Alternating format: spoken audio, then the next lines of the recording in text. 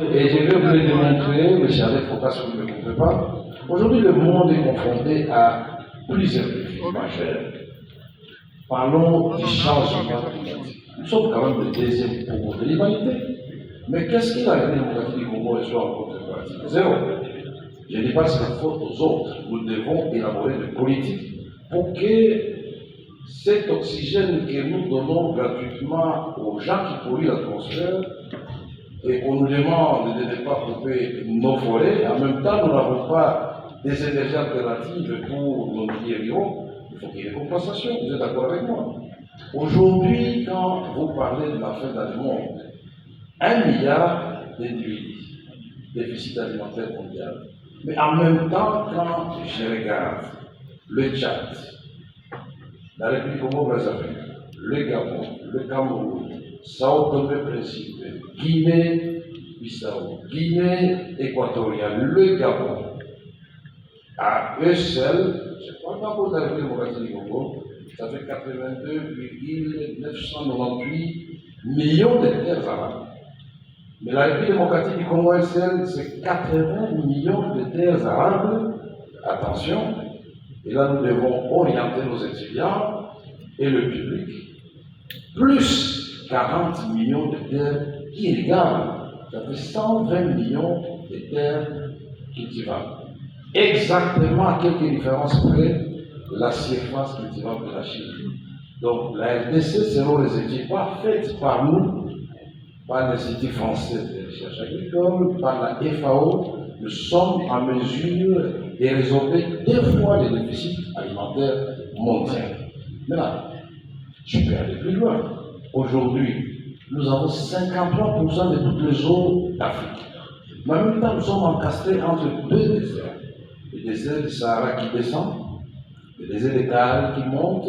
Donc aujourd'hui, si on fait la guerre à cause des minéraux, j'ai doute fort qu'à l'horizon 2050 ou avant, on nous fasse la guerre à cause de l'eau. Nous disons aujourd'hui, les Congo dit 13% de toutes les eaux douces du monde. Il faut citer d'autres pays, à part le Canada, la Chine et les États-Unis. Nous disons aujourd'hui les Congo, tous les tableaux de Mendeleev. Citez par hasard, vous trouvez 90% on peut se poser la question avec les grands Inga qui a été au fait et qui reste les piliers de l'industrialisation de l'Afrique et qui est capable de donner de l'électricité même à l'Europe de midi, même dans une partie de l'Asie. Mais pourquoi, et je suis étonné que jusque-là on n'a pas eu de compris d'électricité, peut-être qu'il y a le démarrage automatique de l'électrogène. C'est-à-dire que nous sommes un paradoxe. Justement, mais là, que faire? C'est là la question. Une fois qu'on a dressé ce tableau, qui est responsable? Est-ce une question de leadership? Qu'est-ce qu'on change dans l'immédiat? Non, c'est-à-dire ce qui a tué le Congo, c'est justement de dire moi je suis bon, l'autre est mauvais. Il n'y a pas des anges d'un côté et des diables de l'autre. Nous sommes tous collectivement responsables, je parle de leader. Puisque la population, elle est prête à travailler. Il suffit de tracer le cadre, donner des moyens et et quand vous parlez de 145 territoires, moi je dis, je crois, en dehors des propos du président Maréchal Mobutu, on a eu des plans solides. Ces plans touchent tous les coins de la démocratie du Congo.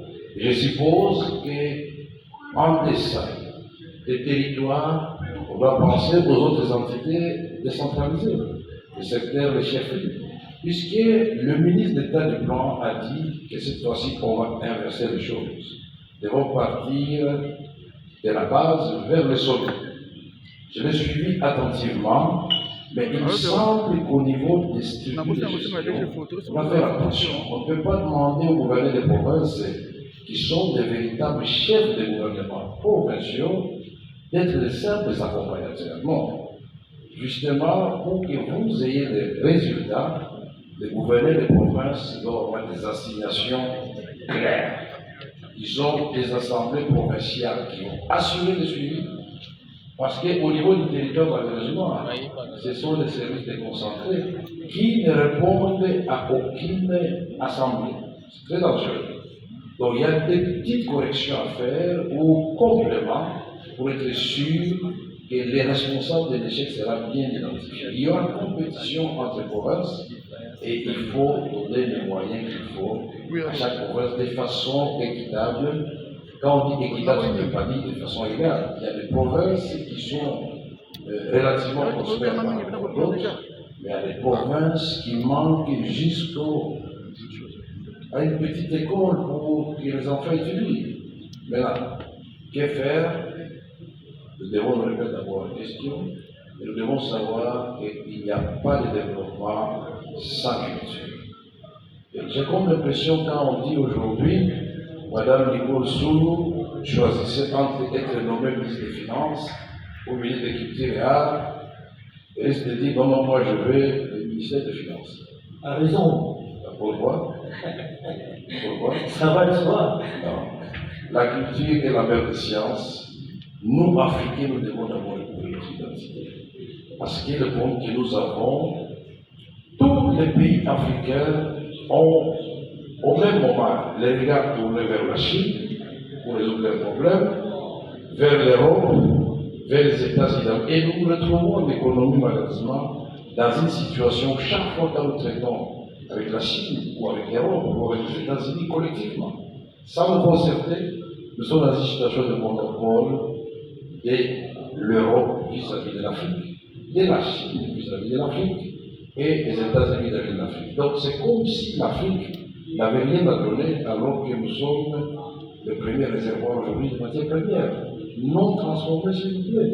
Mais qu'est-ce qui empêche, comme je l'avais si bien suivi ici, j'ai oublié l'intervenant, que les responsables des Africains se concertent et qu'ils appliquent la loi élémentaire des avantages comparatifs. Au lieu de semer une concurrence avec le Congo, Brazzaville produit des manioc, le Congo, Kinshasa augmente aussi la quantité de manioc, il faut étudier entre deux pays lesquels peut produire ces manioc comme de coût pour laisser à l'autre le produit du riz. Et pour que cela marche, il faut qu'il y ait des communications entre nous. Aujourd'hui, je vous mets au défi pour quitter Nouakchott pour venir à Kinshasa, il faut transiter par l'Europe. Vous mettrez 2 jours. Clairement. Alors, moi je pense que nous, les Africains, devons cesser de pleurer comme des petits-enfants, alors que nous avons tout ce qu'il faut pour que nous puissions démarrer. Nous avons notre destin en main, mais en même temps, dans un pays comme le Congo, qui est vaste, qui est, comme vous le dites, si on le répète, le pays solution, peut-on envisager un développement, ne serait-ce que la mise en œuvre efficiente de ces 145 territoires sans la sécurité, sans la paix? Lorsque l'on parle du Congo, on ne parle que de guerre, malheureusement. L'Est du Congo, avec tout ce que cela comporte. Pendant qu'on parle, il y a encore des affrontements depuis ce matin, d'accord? Est-ce que c'est envisageable de penser le développement pendant que cette région est en guerre et pendant qu'on sait que tant qu'elle n'est pas résolue cette guerre, le Congo sera fragilisé? Vous savez, on a souvent été mal compris ou compris malheureusement en retard. L'intelligence, la sagesse, je ne parlais pas de la rise, la capacité diplomatique, les médias constituent des armes plus sophistiquées que les missiles. Alors, est-ce qu'aujourd'hui nous avons bien vendu le Congo? Est-ce que de l'intérêt du Congo, nous avons créé des climats, des natures à attirer des investisseurs extérieurs parce que nous avons commencé d'abord par l'intégration nationale? Est-ce qu'aujourd'hui, Bouzima peut commercer avec Guémena? Vous passerez par là. Est-ce qu'aujourd'hui, Guémena peut commercer avec Bukavu? Alors que vous avez un boulevard qui traverse ce pays de 4000 km qu'on appelle le fleuve Congo, qui n'est pas balisé totalement et qui n'est pas régulièrement entretenu.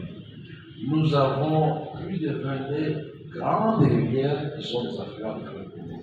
Nous avons 76 000 villages qui ont des cours d'eau capables non seulement de mettre de l'eau, aux populations locales, mais donner de l'énergie pour la transformation de la production locale.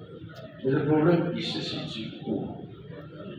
Est-ce que vous pensez réellement que nous sommes naïfs de croire que cette guerre de la République démocratique du Congo... Je vais intervenir comme acteur politique, je suis intervenu comme d'abord invité et puis partager mon expérience avec tout le monde. Donc, après avoir suivi le ministre, après avoir suivi le ministre du plan, j'ai beaucoup apprécié que tout développement commence par la conception. Quand le programme ou le plan est bien conçu, c'est déjà un premier pas rassurant. Maintenant, la question, c'est de trouver les acteurs, la volonté de bien faire et avoir un monitoring pour justement se donner un temps d'évaluation régulière. Et pour cela, chaque Congolais, chaque gouvernement doit savoir que le développement de notre pays, c'est son affaire. Mais le privé vont bien sûr agir.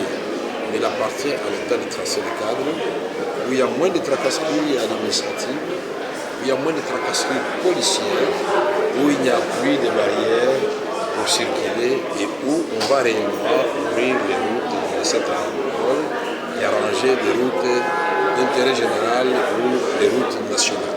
Parce que ça ne sert à rien de demander à la population de produire puisqu'elle produit déjà. Il y a des coins de la République démocratique du Congo où les produits pourrissent. Je crois que pour la première fois, on a réfléchi à savoir quels sont les besoins de la base en tenant compte de chaque territoire.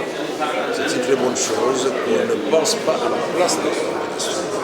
De deux, j'ai dit, au niveau de la gestion de ces vastes programmes, il faut penser au chef-lieu, au secteur, avant d'arriver au territoire. Parce que les chefs-lieux de secteur ont des conseils de chefs-lieux qui peuvent sanctionner les chefs de chefs-lieux ou chefs de secteur.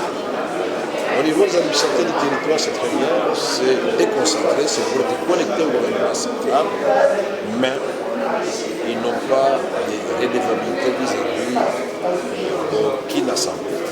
Le gouverneur de province ne peut pas être un simple accompagnateur.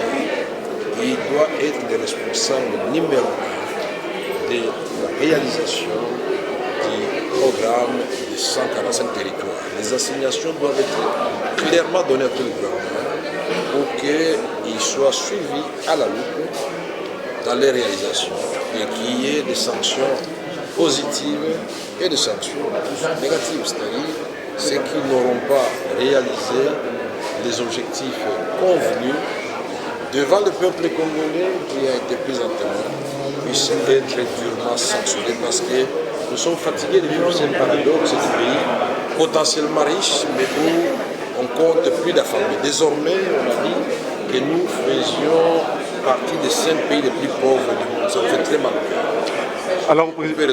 Alors, Président, qu'est-ce que entre renforcement des... Il y a des activités qui peuvent se faire de façon concomitante. Il ne faut pas percevoir la réalisation d'un programme comme une ligne droite où chaque point succède à un autre. Il y a des activités qui peuvent être faites au même moment, même plusieurs activités. On peut former les moniteurs agricoles au même moment qu'on est en train de produire de la semence. On peut former les agronomes au même moment qu'on est en train de les mettre en place pour constituer des pépinières qui devront justement être distribuées aux différents exploitants agricoles. Merci beaucoup. Merci.